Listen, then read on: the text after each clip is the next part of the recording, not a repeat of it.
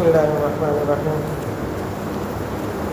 آج ہے طبقات مسائل، اس سے پہلے تھا طبقات فقہا، آج ہے طبقات مسائل کے مسائل کے کتنے طبقات ہیں؟ طبقات مسائل، تو مسائل کے 3 طبقات ہیں، مسائل کے 3 طبقات ہیں۔ پہلا طبقہ ہے مسائل الاصول، مسائل الاصول، مسائل الاصول کو مسائل ظاہر روایہ بھی کہتے ہیں، مسائل ظاہر روایہ بھی کہتے ہیں، اور اسی طریقے سے اسے مسائل ظاہر المذہب بھی کہتے ہیں، یعنی 3 نام ہو گئے: مسائل الاصول، مسائل ظاہر روایہ، مسائل ظاہر المذہب۔ اب مسائل ظاہر روایت سے مراد کیا ہے؟ یہ وہ مسائل ہوتے ہیں جو امام ابو حنیفہ رحمۃ اللہ علیہ سے متواتر منقول ہوتے ہیں، متواتر منقول ہوتے ہیں، اور جنہیں امام محمد رحمۃ اللہ علیہ نے جو ان کی کتب 6 ہیں ان میں جمع کیا ہے، یعنی ایک تو متواتر منقول ہوتے ہیں، اور دوسرا یہ ہے کہ ان مسائل کو امام محمد رحمۃ اللہ علیہ نے اپنی کتب 6 کے اندر جمع کیا ہے۔ کتب 6 کون سی ہیں؟ مبسوط، جامع صغیر، جامع کبیر، سیر صغیر، سیر کبیر اور زیادات۔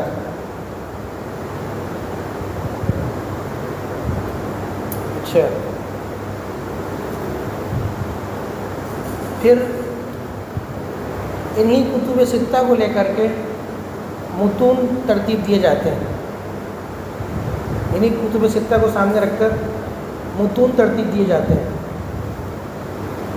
اور امام حاکم شہید رحمۃ اللہ علیہ کا جو متن ہے الکافی، اس میں یہ جو 6 کتابیں ہیں ان کا خلاصہ آ گیا ہے۔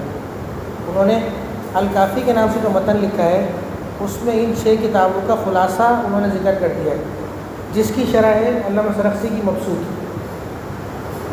علامہ سرخسی کی مبسوط جو شرح ہے وہ الکافی کی شرح ہے، اور الکافی کیا ہے؟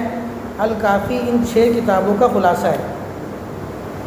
الکافی متن ہے، اور اس متن کے اندر ان 6 کتابوں کا خلاصہ آ گیا ہے امام حاکم شہید کی، اور اس کی شرح لکھی ہے علامہ سرخسی نے المبسوط کے نام سے، جس کے بارے میں مشہور ہے کہ انہوں نے کنویں میں بیٹھ کے لکھی، اور جب وہ قید تھے اس وقت لکھی، تو وہ مبسوط ہے۔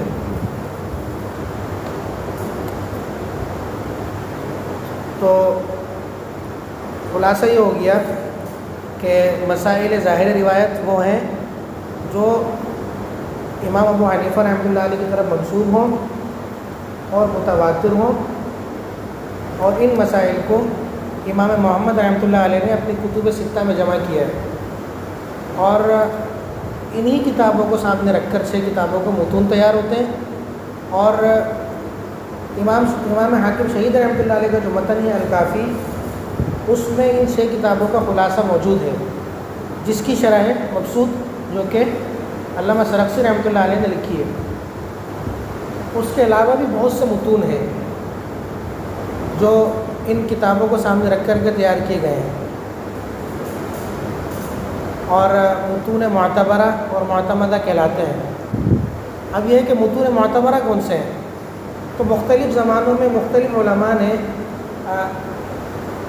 کے اقوال متون معتبرہ کے حوالے سے مختلف رہے ہیں۔ بعض نے اپنی تحقیق کی بنیاد پر متون معتبرہ 1 کو قرار دیا، بعض نے اس میں اضافہ بھی کر دیا کہ متون معتبرہ یہ 3 نہیں بلکہ 4 ہیں۔ تو علامہ شامی رحمۃ اللہ علیہ کی جو تحقیق ہے، انہوں نے 6-7 کتابوں کا نام ذکر کیا ہے متون معتبرہ کے اندر۔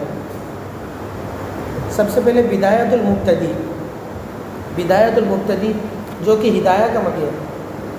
دوسرا مختصر قدوری، قدوری کا جو متن ہے اسے بھی متون معتبرہ میں شمار کیا گیا ہے۔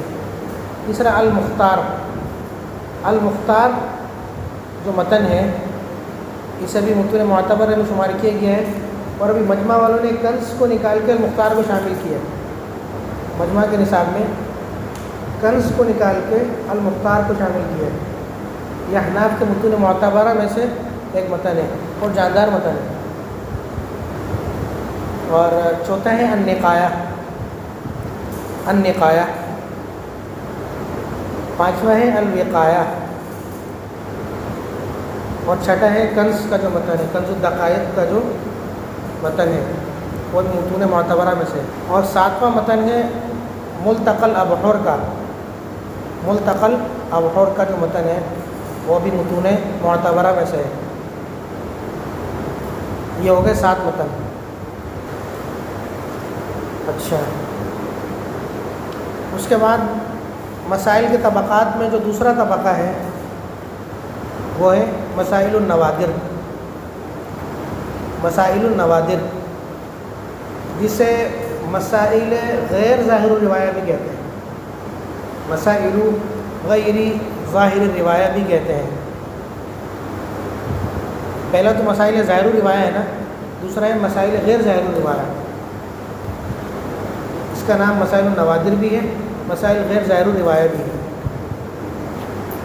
یہ وہ مسائل ہوتے ہیں جو امام ابو حنیفہ رحمۃ اللہ علیہ کی طرف تو منسوب ہوتے ہیں لیکن متواتراً ثابت نہیں ہوتے، بلکہ احاد کی قبیل سے ہوتے ہیں۔ اور یہ مسائل امام محمد رحمۃ اللہ علیہ کی کتب ستہ کے علاوہ میں ہوتے ہیں۔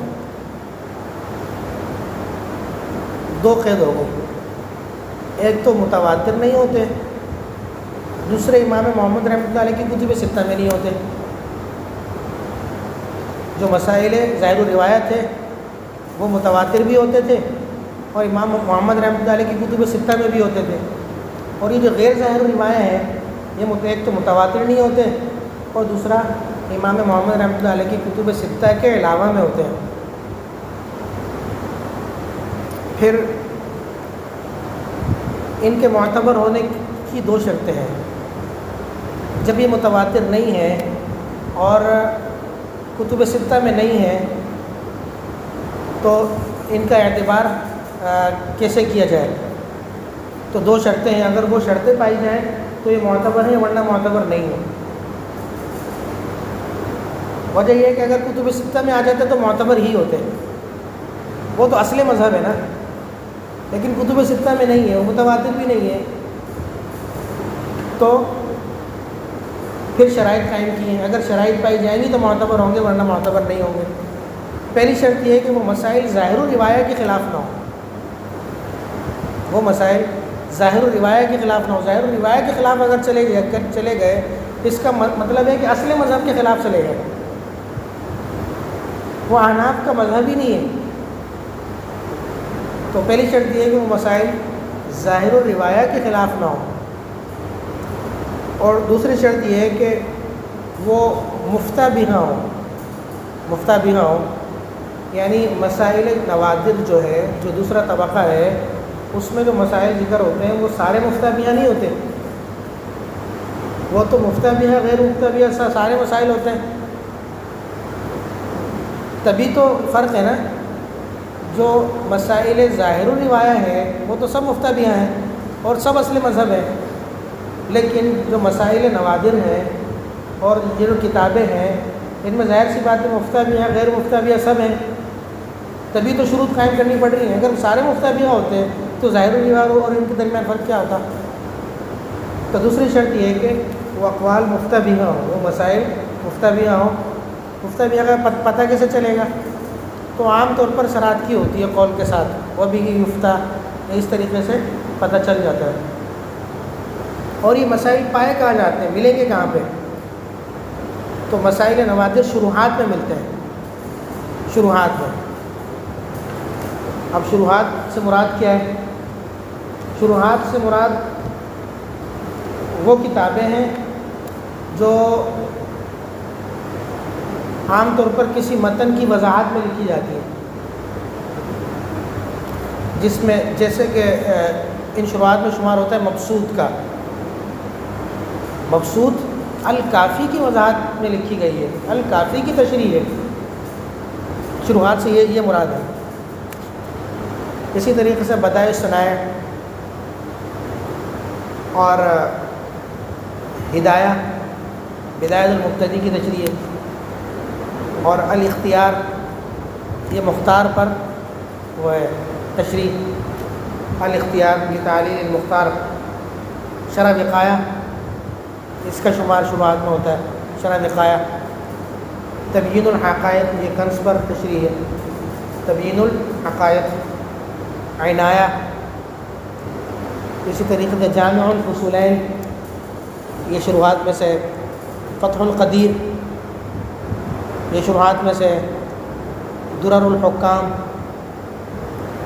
البحر الرائق یہ کنز پر شرح ہے، مجمع الانہر، رد المختار یعنی فتاوی شامیہ یہ بھی در مختار پر شرح ہے، عمدۃ الرعایہ،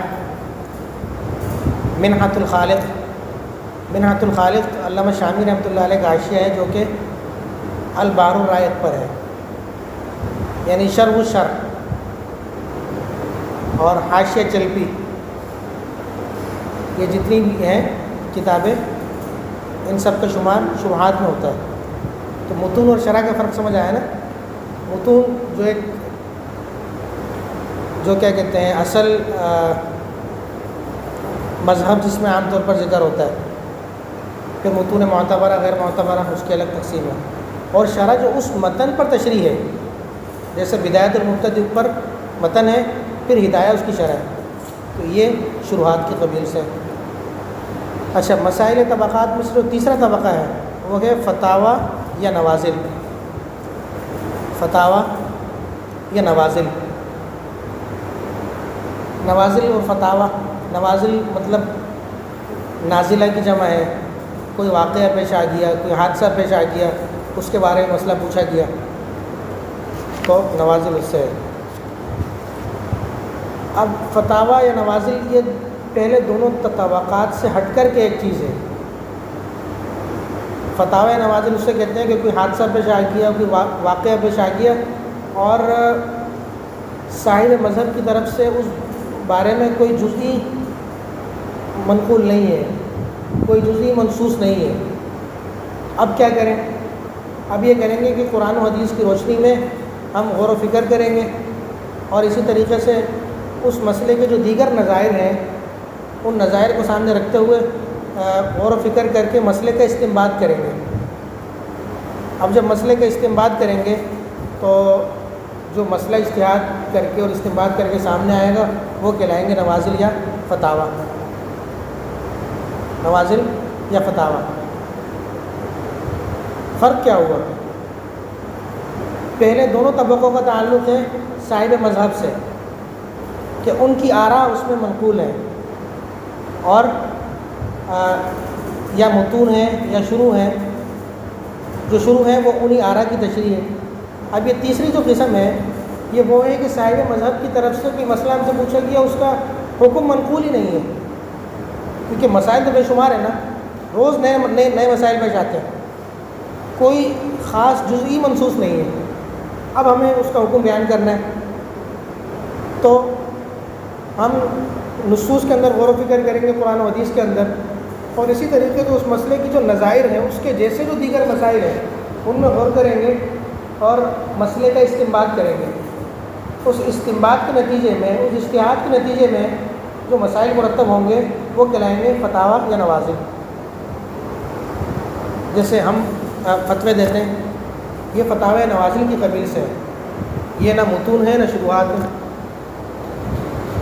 یہ جو فتوے جاری ہوتے ہیں یہ نوازل اور فتاوی کہلاتے ہیں کہ کوئی واقعہ ہمارے سامنے پیش آیا اور جزئی مل گئی یا جزئی نہیں ملی، جزئی مل گئی تب بھی اسے فتاوی کہتے ہیں، تو جزئی نہیں ملی اور مسائل کا اجتہاد کیا، استنباط کیا، تو اس نتیجے میں جو ایک ذخیرہ مرتب ہوا وہ کہلائے گا فتاوی یا نوازل۔ اچھا، اس کے معتبر ہونے کی ایک شرط ہے، اور وہ شرط یہ ہے کہ یہ جو استنباط ہے یہ اصل مذہب کے خلاف نہ ہو۔ اگر اصل مذہب کے خلاف استنباط ہو گیا تو اس کا مطلب وہ استنباط درست نہیں ہوا، وہ احناف کا مذہب ہی نہیں ہے۔ پھر کتب فتاویٰ کون سی ہیں؟ کتب فتاویٰ میں کن کا شمار ہوتا ہے؟ کتب فتاویٰ کے اندر جن کتابوں کا شمار ہوتا ہے ان کتابوں میں سے پہلی کتاب ہے فتاویٰ والوالجیہ، فتاویٰ والوالجیہ۔ دوسری کتاب ہے فتاویٰ سراجیہ، فتاویٰ سراجیہ۔ یہ ساری کتابیں ہمارے پاس موجود ہیں، اگر دیکھنا چاہو تو کبھی ہم دکھا سکتے ہیں۔ فتاویٰ سراجیہ، فتاویٰ سراجیہ میں بڑا اچھا حاشیہ لکھا ہے دارالعلوم زکریا والوں نے۔ فتاویٰ سراجیہ بہت مختصر ایک کتاب ہے، اور اس کتاب سے مذہب کو یاد کرنا آسان ہے، فتاویٰ سراجیہ۔ اور تیسری کتاب ہے فتاویٰ خانیہ، فتاویٰ خانیہ۔ چوتھی المحیط البرہانی، یہ بڑی اچھی کتاب ہے اور سوال جواب کے طرز پر ہے اور بہت زبردست ہے۔ المحیط البرہانی، المحیط البرہانی کی شمار بھی کتب فتاویٰ میں ہوتا ہے۔ اسی طریقے سے فتاویٰ طرطوسی، فتاویٰ طرطوسی، اور اسی طرح فتاویٰ بزازیہ، فتاویٰ بزازیہ، یہ سب ہمارے یہاں موجود ہیں۔ اور اس کے بعد فتاویٰ قاسمیہ، فتاویٰ قاسمیہ، اور اسی طرح فتاویٰ خیریہ، یہ بھی ہمارے یہاں موجود ہے، فتاویٰ خیریہ۔ اس کے بعد فتاویٰ ہندیہ، جسے عالمگیریہ بھی کہتے ہیں، عالمگیریہ مشہور فتوے کی کتاب ہے، فتاویٰ عالمگیریہ، فتاویٰ ہندیہ۔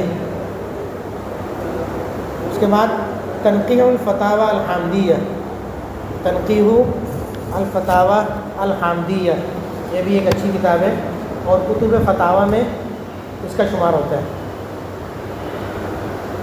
پھر اس کے بعد یہ چیز آتی ہے کہ اگر اختلاف ہو جائے، یہ تین قسم ہے نا، تینوں قسموں کے درمیان اگر اختلاف ہو جائے، یعنی متون، شروع اور فتاویٰ کے درمیان اگر اختلاف ہو جائے اور اقوال ایک دوسرے کے معارض ہو جائے، تو پھر کیا کریں گے؟ متون، شروع اور فتاویٰ کے درمیان اگر اختلاف ہو جائے تو ہم کون سا قول لیں گے اور کون سا چھوڑیں گے؟ تو اس میں یہ ہے کہ اگر متون اور شروع کے درمیان اختلاف ہو جائے تو ظاہر سی بات ہے متون کو لیں گے، متون کا جو درجہ ہے اور طبقہ ہے وہ پہلا ہے، اس کے بعد شروع کا درجہ ہے، شروع کے قول کو چھوڑ دیں گے اور متون کے قول کو لیں گے۔ اور اسی طریقے سے اگر شروع اور فتاویٰ میں اختلاف ہو جائے تو فتاویٰ کا درجہ چونکہ تیسرا ہے تو فتاویٰ کے قول کو چھوڑ دیں گے اور شروع کے قول کو لیں گے۔ ہاں اگر کوئی مجتہد یا اصحاب الترجیح میں سے وہ شروع کے کسی قول کے بارے میں یہ کہے کہ یہ راجح ہے اور یہ درست ہے، اس کی ترجیح آ جائے، اس کی ترجیح آئے گی، تو چونکہ یہ ترجیح ہے، چونکہ یہ ترجیح ہوگی اور جو متون میں جو قول ہیں ان کو ترجیح دی نہیں گئی، وہ تصحیح تو ہے کہ یہ سارے صحیح ہیں۔ یہ بات سمجھ لو، دو چیزیں جو متون میں ہے نا، متون کے بارے میں یہ تو کہیں کہ یہ صحیح ہے سب کے سب، اس میں جو باتیں لکھی ہیں جو متون معتبر ہیں ان میں جو باتیں ساری باتیں صحیح ہیں، تو انہیں ہم کہتے ہیں تصحیح التزامی، تصحیح التزامی، کہ ان میں جو باتیں لکھی ہیں وہ باتیں درست ہیں۔ لیکن اگر شرع کے کسی قول کے بارے میں مجتہد یہ کہہ دے کہ یہ قول راجح ہے اور یہ قول درست ہے، تو یہ ہو جائے گی تصحیح، کیا کہیں گے اسے؟ تصحیح ترجیحی، تصحیح ترجیحی۔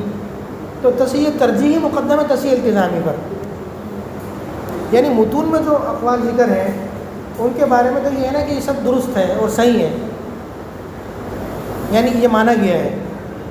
لیکن مجتہد اگر شروع کے کسی قول کے بارے میں صراحت کر دے کہ یہ راجح اور یہ درست ہے، تو متون کے جو اقوال تھے ان کی جو تصحیح کی گئی تھی وہ تصحیح التزامی تھی کہ یہ مانا گیا تھا کہ سب صحیح ہیں.